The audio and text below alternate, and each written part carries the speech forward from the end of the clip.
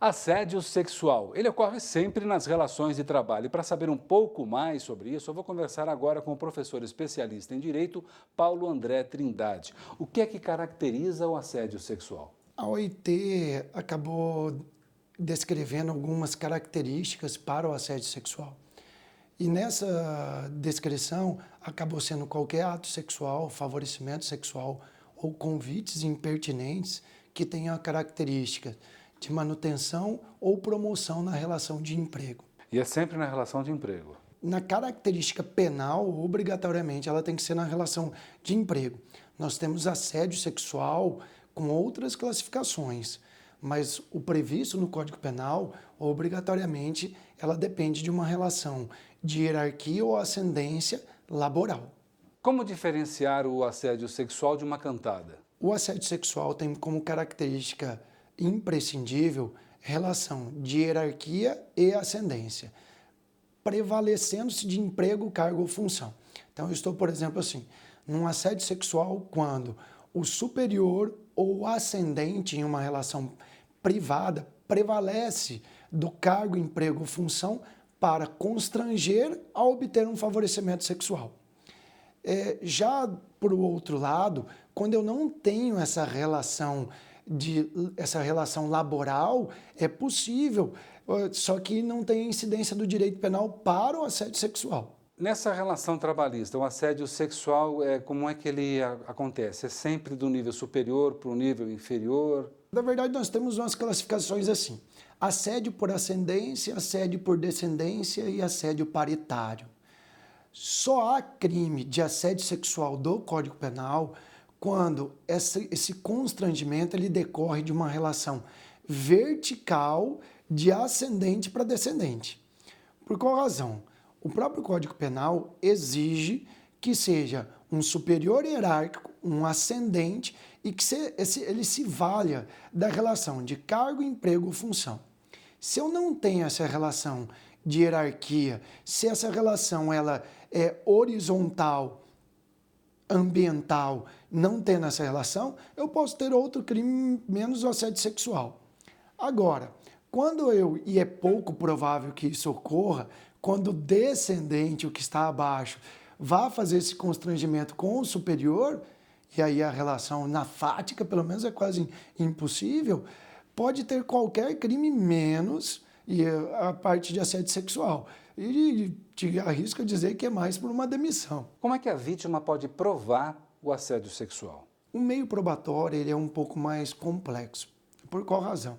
O assédio sexual nunca é um crime praticado explicitamente.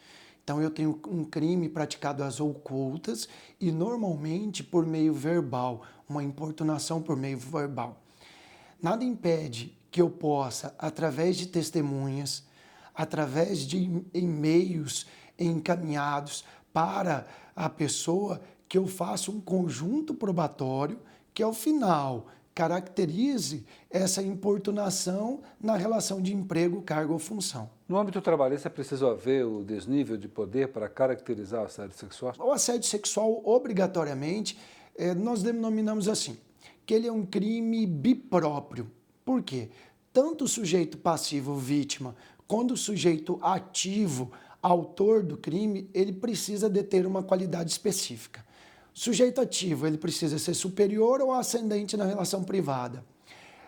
A vítima, sujeito passivo, ele precisa ser subordinado ou inferior na relação privada. Então, obrigatoriamente, eu preciso dessa qualidade específica.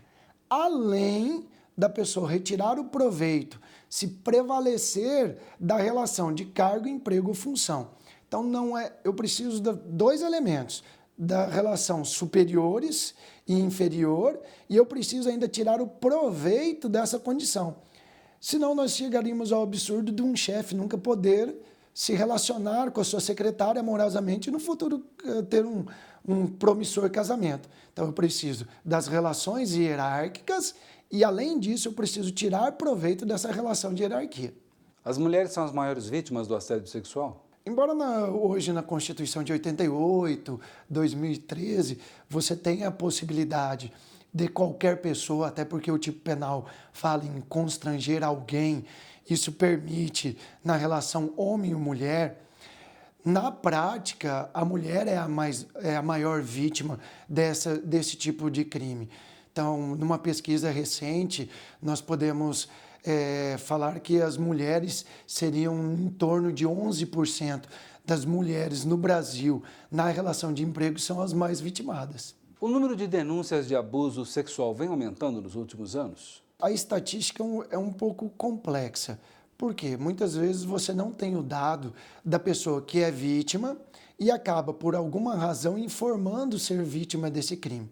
Mas, aproximadamente, desde 2001, quando se criou a figura do assédio sexual, a estatística que nós temos é que 52% no mundo de trabalhadores são vítimas de assédio sexual. No Brasil, 11% de homens ou mulheres são vítimas. Isso não significa que vai traduzir numa ação penal. Por qual razão? Nós temos uma terminologia que nós utilizamos assim como cifra negra. São tipos penais, crimes, descritos no Código Penal, mas que não necessariamente se materializam. Muitas vezes, pela timidez da pessoa informar e sofrer humilhação e retaliação, mesmo após informar. Então, os dados estatísticos, eles não são tão precisos como se apresentam. Então, ele pode estar maquiado. Por qual razão?